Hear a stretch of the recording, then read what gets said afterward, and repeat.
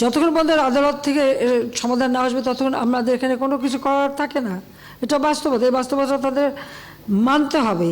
আর যদি না মানে কিছু করার নাই। কিন্তু এর বাইরে যখন কিছু করবে, পুলিশের গায়ে হাত দেওয়া বা পুলিশের গাড়ি ভাঙা বা এভাবে আক্রমণ, এগুলি যদি করতে যায় তাহলে তখন তো আইন তার আপন গতিতে চলবে, এখানে আমাদের কোনো কিছু করার নেই। আর দ্বিতীয় কথাটা হচ্ছে মুক্তিযুদ্ধের বিরুদ্ধে আর মুক্তিযুদ্ধের বিরুদ্ধে এত ক্ষোভ কেন?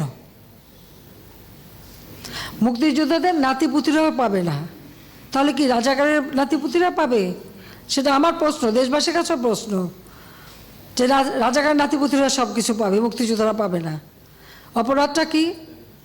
নিজের জীবন বাজি রেখে, নিজের পরিবার সংসার সব কিছু ফেলে দিয়ে যারা মুক্তিযুদ্ধে অংশগ্রহণ করেছিল, দিন রাত খেয়ে না খেয়ে, কাদা মাটি ভেঙে, রোদ বৃষ্টি ঝড় সব মোকাবেলা করে যুদ্ধ করে এই দেশের বিজয় এনে দিয়েছিল।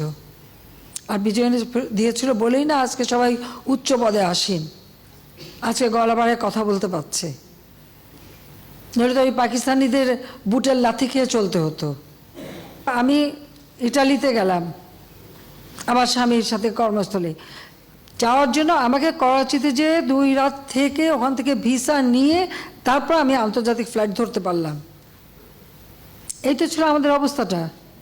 তো এরা তো ওই ছেলেমেয়েরা তো ওটা দেখেনি, বা এখন যারা লাফাচ্ছে, এমনকি 15 বছর আগে বা 20 বছর আগে বাংলাদেশ সম্পর্কেও তারা বোধহয় জানে না। আওয়ামী লীগ ক্ষমতা আসার আগে বাংলাদেশের অবস্থাটা কী ছিল? ঢাকা বিশ্ববিদ্যালয় সহ বিশ্ববিদ্যালয় ছিল অস্ত্রের ঝড়জানানি, বোমাবাজি আর সেশন জট। 5 বছর 7 বছর সেশন জট।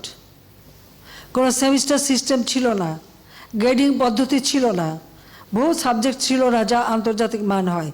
ঢাকা বিশ্ববিদ্যালয়ের কারণে বাংলাদেশ থেকে কেউ যদি বিএ পাশ করে বিদেশে যেত তাকে আবার সেই গোড়ার থেকে ইন্টারমিডিয়েট থেকে পড়তে হতো, স্কুলে ভর্তি হয়ে পড়ে তারপরে উচ্চ সে যেতে পারতো। কারিকুলাম চেঞ্জ করা, গ্রেডিং সিস্টেম আনা, সেমিস্টার সিস্টেম আনা, সব কিছু কিন্তু আওয়ামী লীগ করে দিয়েছে। আজকে সকলের হাতে মোবাইল ফোন, ফটাফট যোগাযোগ করে ফেলে, সোশ্যাল মিডিয়াতে করে আন্দোলন করে। এই মোবাইল ফোন কোথায় ছিল? কার হাতে ছিল আওয়ামী লীগ ক্ষমতা আসার আগে? 96 সালের সরকার আসার পর সমস্ত ফোন, অ্যানালগ ফোনকে ডিজিটাল করা, মোবাইল ফোন সবার হাতে হাতে তুলে দেওয়া, ওয়াইফাই কানেকশন দেওয়া, কে করেছে? আওয়ামী লীগ সরকার করেছে। আসলে মেধা কার কত সেটা পরীক্ষা প্রিলিমিনারিতে হয়, তারপর পরীক্ষা হয়, রেজাল্ট হয়, ভাইবা হয়।